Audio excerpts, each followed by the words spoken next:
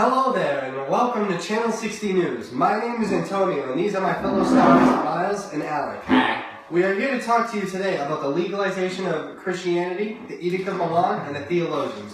So let's get into it. Well, as many of you may know, Christians have been practicing freely for hundreds of years. But hundreds of years ago, practicing Christianity was illegal.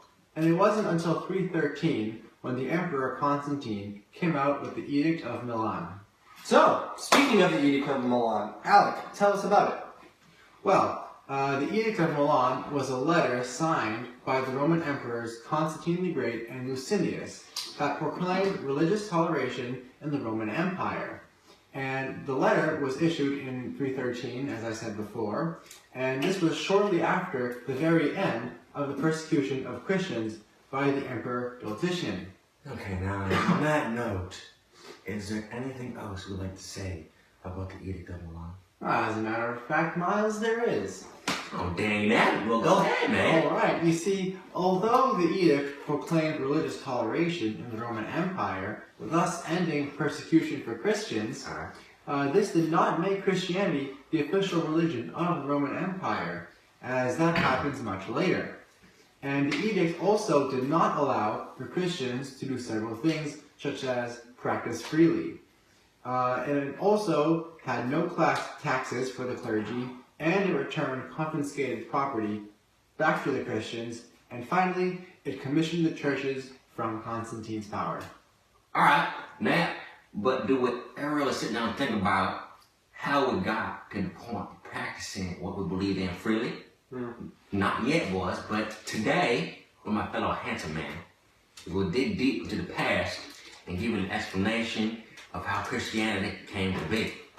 So, lastly on Channel 60 News, we would like to address the theologians and his degree. So let's talk about Theolosus. Who was he? He was an emperor of the Roman Empire at the east in this time, and everything was under his rule. Then Theolosus did something bold, very bold, and took away one of Constantine's rules. He took away the rule Constantine had on not allowing pagan sacrifice, and he made pagan sacrifice legal.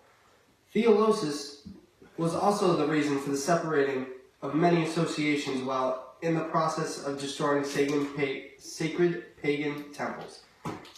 He also was responsible for destroying sacred religious items of the church, many of the pagans' well-praised areas, and much more stuff to make them suffer.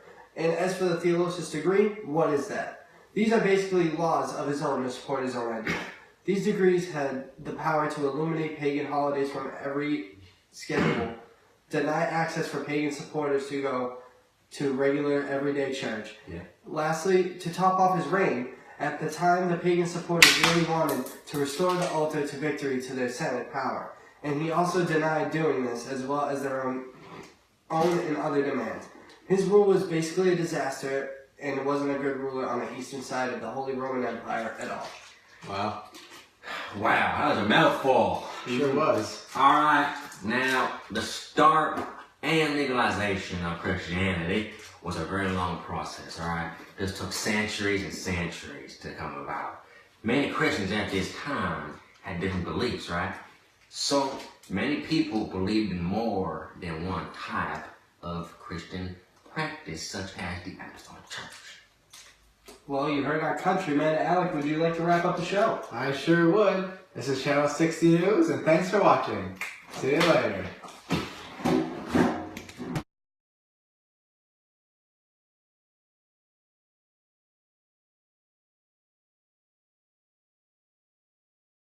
Well, as many of you may know, Christians have been practicing freely.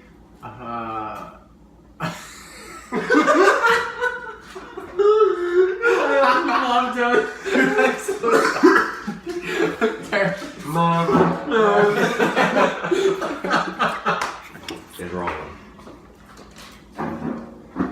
Hello, this is the Cut this part out. No! No, come on. It's rolling, man. Stop it! It's all good. There's not there.